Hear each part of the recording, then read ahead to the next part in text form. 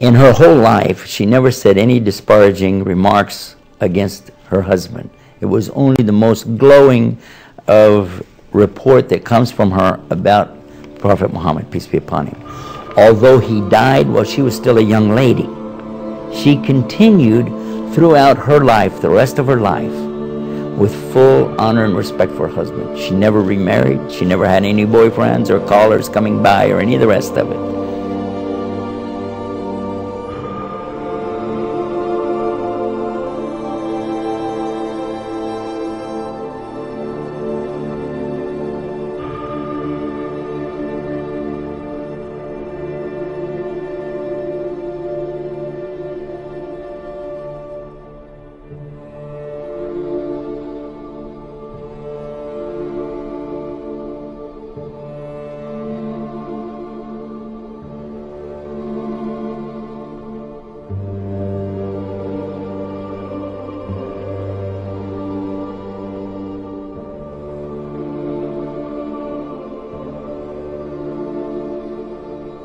She became also one of the greatest of the scholars, especially in the area of telling us about women's needs and women's conditions and the things that Islam is providing for women.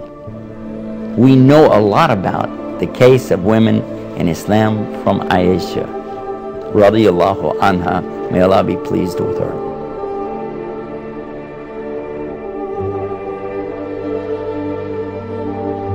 How much he loved her, that when he was dying, he asked to be with her. He wanted to be with her. And then when he passed away with his head in her lap. Now this shows a great love from both of them.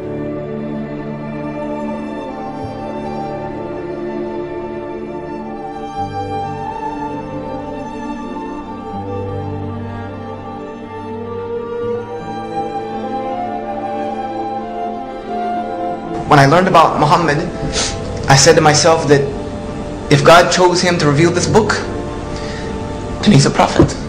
He has to be. This book, you don't pour water through a dirty pipe and get clean water at the other end. It doesn't happen. You don't get this pure of a book through a man that's not this pure.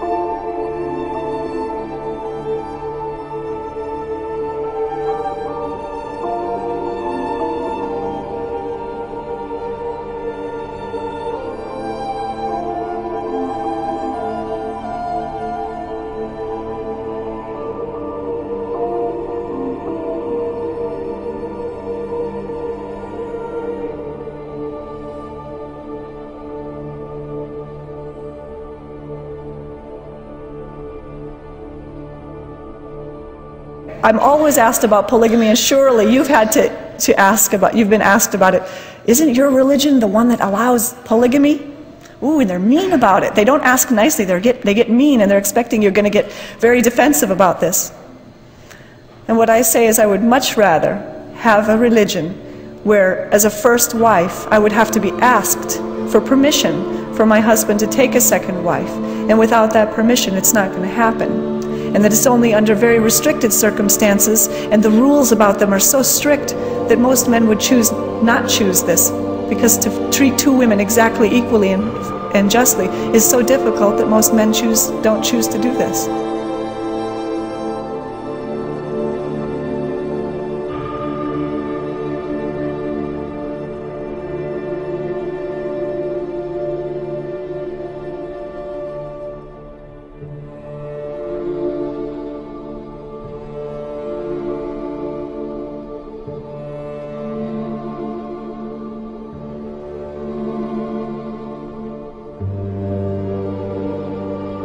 To understand, this is not about some kind of, sexual thing that people have going on in their minds, some kind of wild fantasies.